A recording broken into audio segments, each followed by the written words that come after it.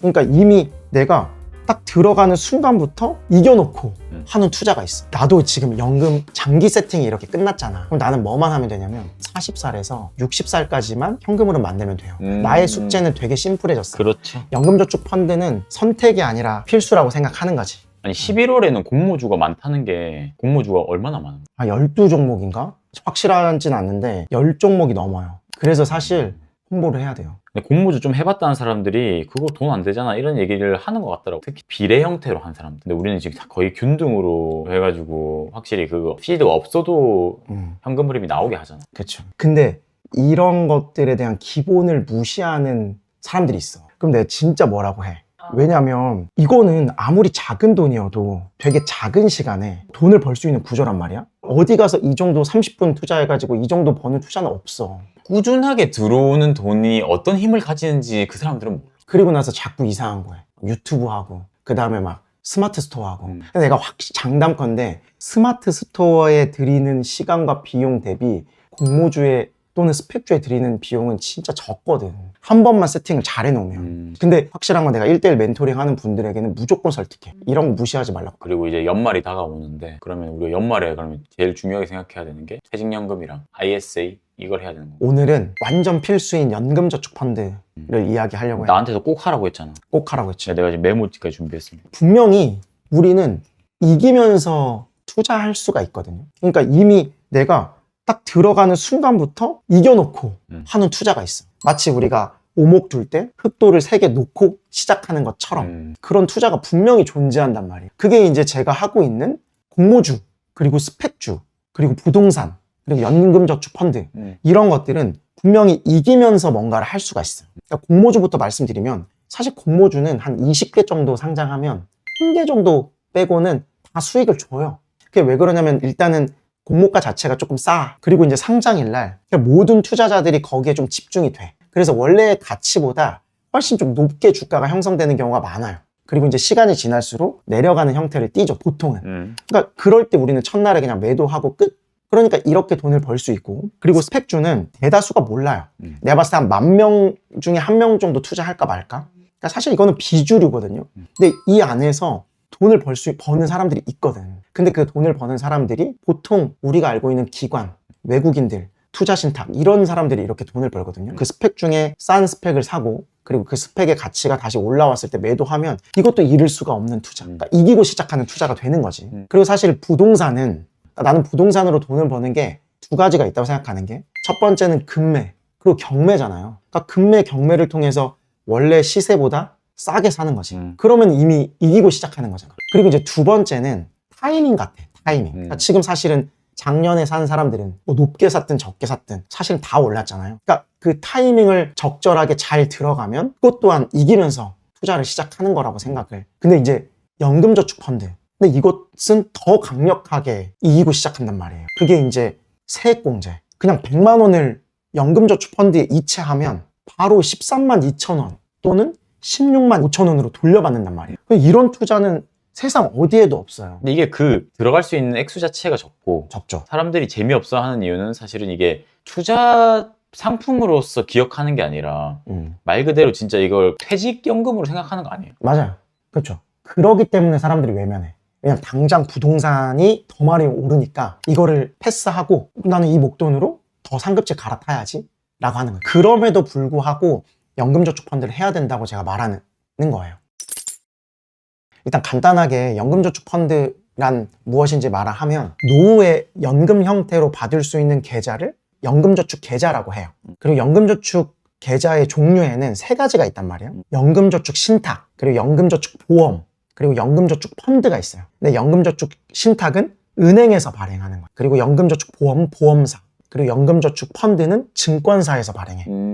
근데 연금저축 신탁은 2018년 이후에 종료됐어요. 그럼 이제 연금저축 보험이랑 연금저축 펀드만 우리가 비교를 하면 된단 말이에요. 연금저축 보험은 채권이랑 예금 형태로 투자를 하는 거고 그러니까 결국은 금리 연동형이에요. 근데 연금저축 펀드는 펀드, ETF, 리츠 이런 걸 살 수 있단 말이에요. 당연히 연금저축 보험은 수익률은 낮아요.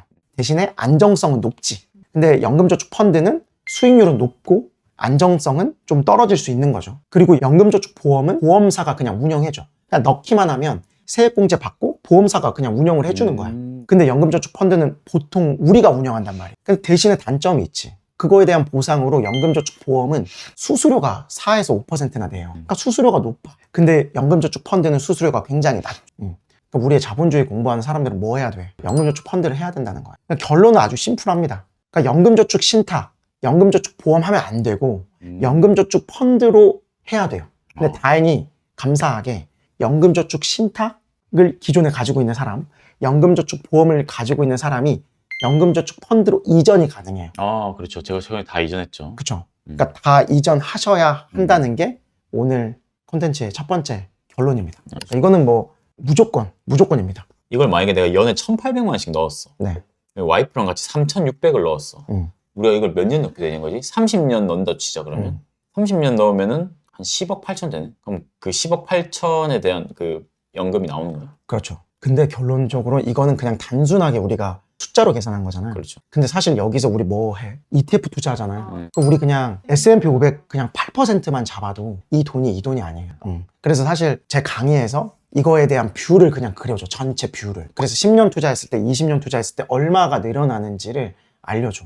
그렇지. 그런 걸. 이게 복리 형태로 늘어났을 때 굉장히 커지거든요. 우리의 노후가 굉장히 탄탄해져요. 그러니까 내가 이 강의를 준비한 건 우리는 60살 이후에 아무것도 일하지 않고 그냥 현금 흐름으로 생활할 수 있는 게 포인트야. 이게 나중에 나한테는 이제 꾸준히 들어오는 돈이 되겠네요. 그치. 요새 그런 생각을 많이 해. 나한테 꾸준히 들어오는 돈은 뭘까? 지금이야 뭐 사업소득이지만 이게 절대 꾸준하다고 생각하지 않아. 하나도 안 꾸준해. 저기 반토막이 날 수도 있는 거잖아. 그럼요. 꾸준한 근로소득자가 아니다 보니까 아마 사업소득자분들이나 프리랜서 분들이죠. 이런 캐시플로우를 만들 수 있는 게 미래에는 연금저축펀드고 지금은 이제 저 공모주 스펙주가 사실은 꾸준한 게 되는 거 아니에요? 그러니까 단기적으로는 공모주 스펙주로 저는 현금으로 만들고 있는 거고, 그러니까 장기적으로 봤을 때 연금저축펀드랑 뭐 IRP, ISA까지 활용을 하는 거죠. 근데 지금은 이제 연금저축펀드는 진짜 확실한 필수니까 우선순위에 연금저축펀드를 꼭 둬야 한다라는 걸 설명하려고 나온 거지. 연금저축펀드는 일단은 대한민국 거주자라면 누구나 가입이 가능해요. 그러니까 태어나자마자 가입시키기도 해. 그리고 가입 방법은 증권사에서 대면으로 개설도 가능하고 그리고 비대면으로 개설이 가능해요. 그러니까 보라님도 비대면으로 맞아요. 개설했죠. 그리고 이제 연간 납입 한도가 1,800만 원인데 세액공제는 600만 원까지 된다. 그래서 최소 600만 원은 무조건 필수야. 그리고 이제 의무 납입 기간은 가입 후 5년은 꼭 필수로 납입을 해야 되고 그리고 엔드 조건이야. 그리고 이 돈은 만 55세 이후부터 인출이 가능한 거야. 연금 수령 방법은 이제 연금이기 때문에 10년 이상 분할 수령을 해야 돼요. 중도 인출이 가능한데 세액공제 받지 않은 거는 언제든지 그냥 뺄 수 있고 세액공제 받은 것은 16.5%의 기타 소득세를 내고 가져와야 돼. 그러니까 결론적으로 이렇게까지 할 필요는 없어 우리가. 그리고 이제 투자 가능한 상품이 펀드, ETF, 리츠 이런 것들이 가능해. 네. 근데 연금저축펀드에서는 뭐가 안 되냐면 주식이 안 돼. 그러니까 여기에 목적이 뭐냐면 주식 같은 경우는 리스크가 크니까 연금 상품으로 적합하지 않다고 보는 거예요. 안전한 상품만 투자가 가능하다라고 보면 돼요. 달러는 가능합니까? 달러 ETF는 가능해요. 목적은 당연히 은퇴 후 생활자금 목적이고 60살 이후는 내 소득을 돈으로 바꾸기 어려워 사실. 그렇잖아요. 누가 60살 이후에 지금처럼 받는 500, 600을 누가 주냐고요. 그러니까 그 세팅을 우리는 미리 해놔야 된다는 거예요. 근데 그게 가장 합리적인 투자처가 연금저축펀드라고 난 생각하는 거예요. 얼마를 가지고 있을 때 월 얼마 수령한다 이런 건 어떻게 알아요? 난 얘기는 그게 제일 궁금해요. 그건 내가 유료 강의 때 말을 해. 제 유료 강의 결제하세요.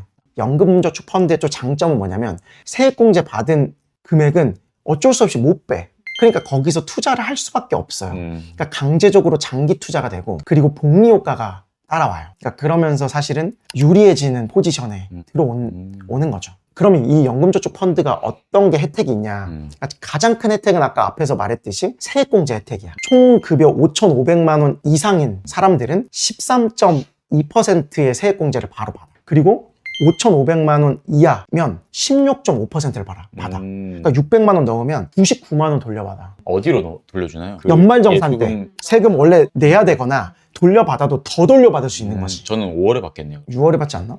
5월에 신고를 하고 5월에 6월이나 7월에 받는 네네. 걸로 알고 있어요. 맞죠? 두 번째 강력한 혜택은 국내에 상장한 해외 ETF 있잖아요. 타이거, 나스닥 100 이런 거 있잖아요. 이런 거는 국내 주식에서 투자하잖아요. 그러면 15.4%의 세금을 내요. 그러니까 한마디로 100만 원 투자하면 85만 원만 내가 수익이고 나머지 15만 4천 원은 세금으로 내는 거야. 근데 연금저축펀드 계좌에서는 이걸 안 내. 100만 원을 벌면 100만 원이 오로지 내 수익이야. 너무 좋다. 그리고 원래는 분배금, 배당금이라고 하는 것도 15.4% 떼잖아요. 이거는 국내 ETF도 그렇고 그 해외 ETF도 다 15.4%를 뗀단 말이야. 과거의 연금저축 계좌에서는 이거를 안 내도 되게 해줬었어. 근데 이번에 바뀌면서 이건 또 내야 돼. 근데 그럼에도 불구하고 그 매매 차익에 대한 비과세가 굉장히 크다. 대신에 연금소득세를 내야 돼요. 나중에 연금 받을 때. 근데 이 5.5%가 굉장히 적은 거야. 왜냐면 우리는 13.2% 혜택 보잖아. 그리고 또 그 매매 차익에 대한 것도 혜택 보잖아요. 근데 이 5.5%는 굉장히 작은 세금인 거지. 그렇죠. 그리고 더 강력한 게 하나가 또 있어. 우리가 나중에 최종적인 목적이 우리는 가만히 있으면서 이자나 배당을 이렇게 따박따박 받아야 돼. 맞아. 근데 그게 연에 2천만 원이 넘어가잖아? 그럼 뭐가 생기냐면 금융소득 종합과세 대상자가 돼. 그래서 2천만 원이 넘어가면 종합소득으로 보면서 세금을 폭탄받는단 말이야. 맞아. 근데 연금저축에서 배당받는 거는 분리과세야, 분리과세. 얘는 그 해당이 안 되는 거야. 그러니까 우리는 일반 계좌에서 연 2천 세팅을 해놓고 여기에서는 그냥 풀로 세팅해놓으면 되는 거야. 그러면 우리는 이렇게 배당으로 4천, 5천 이렇게 들어오는 세팅을 할 수가 있는 거야. 뭐 약간 금융소득 종합과세 대상자 이거는 뭐 너무 먼 얘기 아니야? 근데 생각해보면 연 2천이 월로 따지면 월에 166만 원 따박따박 이자 받는 거야. 근데 우리 이제 그렇게 나아가야 되는 거 아니야? 근데 만약에 연 200만 원 넘어간다고 생각해봐. 그러면 이제는 과세로 또 나가야 된단 말이야. 근데 이 연금저축 계좌를 활용하면 그거에 대한 걱정이 없는 거지. 얼마 정도 받으면 좋을 것 같아? 나는 개인적으로 500 이상은 받아야 된다고 생각해요. 내 연금 강의의 포인트는 부부가 있었을 때 최소 250만 원 세팅 끝나는 거야. 여기 이 연금저축 최소 250만 원 세팅하셔라. 그리고 나머지 금액 또 연금으로 세팅할 수 있는 부분 있잖아. 뭐 국민연금이라던가. 그럼 이렇게 세팅이 되면 한 400에서 500 세팅이 돼요. 그리고 나서 나는 여기에 뭘 추가하냐면 지금 나는 서초구 아파트를 가지고 있잖아. 네. 전세가 지금 제가 8억 5천이 껴있는데 이 8억 5천 껴있는 이 전세를 내가 다 갚아버리면 월세로 바꿀 수 있잖아. 그래서 최소 여기서 300이 나온다고 해봐. 그럼 나는 거의 700에서 800 세팅이 되는 거야. 그럼 나는 아무것도 일하지 않아도 내 자산에서 그리고 연저펀에서 이렇게 돈이 나올 수 있는 세팅을. 그러니까 나는 우리가 다 그런 삶이었으면 좋겠는 거야. 우리가 나중에 딱 이 세팅이 끝났다? 그럼 이제 너랑 나랑 60살이 됐어. 우리는 하고 싶은 일 하면서 사는 거야. 나도 지금 연금 장기 세팅이 이렇게 끝났잖아. 그러니까 나는 60세 이후가 그냥 끝이야. 그럼 나는 뭐만 하면 되냐면 40살에서 60살까지만 현금으로 만들면 돼요. 나의 숙제는 되게 심플해졌어. 그렇죠. 20년 동안만 열심히 살아가면 돼. 아, 나도 그러네. 이러면 되게 세팅이 끝난단 말이야. 우리는 60세 이후에 시간을 돈으로 바꾸기 어려워져요. 지금 막 6, 700 버는 사람도 60세 이상 되면 그렇게 못 벌어. 그리고 60세 이후에 언제까지 이렇게 내 시간을 돈으로 바꿀 거야. 안 그래요? 그게 만약에 행복한 일이라면 상관없지만. 그런데 국가에서 혜택을 이렇게 주네? 그럼 우리가 해야지. 그러니까 우리나라 노인 빈곤율이 OECD 국가 중에 1위잖아요. 근데 우리는 그런 걸 이어받으면 안 된다고 생각해. 계속 국민연금에 의존하지 말고 국가에서도 이렇게 혜택을 폭발적으로 주잖아요. 그럼 그거를 잘 활용하는 것도 우리의 방법이라고 생각합니다.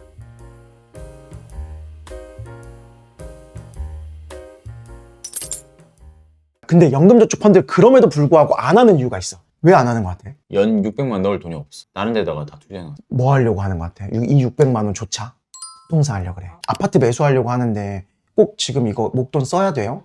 이 600만 원을 목돈으로 봐버리더라고. 연금저축펀드를 안 해도 되는 사람이 있어. 난 딱 이렇게 두 부류만 연금저축펀드를 안 해도 된다고 얘기해. 첫 번째는 뭐냐면 부동산 살 때 그냥 싹 풀대출. 그냥 영끌을 해서 아파트 사는 사람. 이건 뭐 돈이 뭐 다 가져와야 되니까. 근데 사실 그런 투자는 우리가 권장하지 않잖아, 사실. 근데 두 번째, 55세 이전까지만 살겠다. 어차피 받을 수 없으니까. 이런 사람들은 안 해도 되지. 왜냐면 55세 이후에 받아야 되니까. 그러니까 이런 사람이 아니고서야 이건 무조건 해야 된다고 하는 거예요. 결론은 무조건 해야 돼. 대출을 받아서라도 해요. 봐봐. 한번 비교를 해줄게. 600만 원을 대출 받으면 금리 5%라고 해볼게. 그럼 연애 얼마야? 1년 이자가 30만 원밖에 안 돼요. 근데 봐봐. 연금저축펀드에 600만 원 그냥 이체만 하면 얼마 나와요? 80만 원. 80만 원. 그러니까 79만 2천 원 또는 99만 원이 나와. 그럼 이거는 당연히 대출 받아서 해야 되는 거 아니야? 그러니까 차라리 600만 원 대출 받아서 연금저축펀드 하고 나중에 갈아타기 할 때 600만 원 더 대출 받아라 이거야. 그러니까 결론은 사실은 나는 연금저축펀드는 선택이 아니라 필수라고 생각하는 거지. 완전 설득 당했었어요. 요즘엔 그 이거 봐요? 김연경 보죠. 너무 재밌게 그러니까 신인 감독 김연경이라는 프로그램인데 그러니까 재밌기도 너무 재밌는데 거기서 배우는 게 많아. 근데 거기서 이런 얘기가 나와. 이제 하나 실수하면 계속 왜 실수했지? 뭐 이렇게 되더래 계속.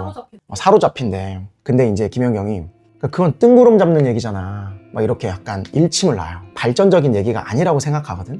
이런 얘기를 그냥 팍 해. 그러니까 긴장돼서 못했고 떨려서 못했고 자신감 없어서 못했고 핑계를 대려면 수만 가지가 될 수 있다는 거야. 거기에 사로잡히면. 그러니까 결국은 뭐냐면 결국은 준비 부족이라는 거야. 네가 그 자신감 없는 모습까지도 네가 준비가 안 됐다는 거야. 그러니까 모든 게 다 준비가 된 상태로 들어가야 된다는 거야. 그러니까 우리가 생각해보면 나도 아파트를 뭔가 산 거 그리고 내가 뭔가 성과를 낸 거 이런 거 돌이켜보면 우리가 뭐 한 번에 냈나?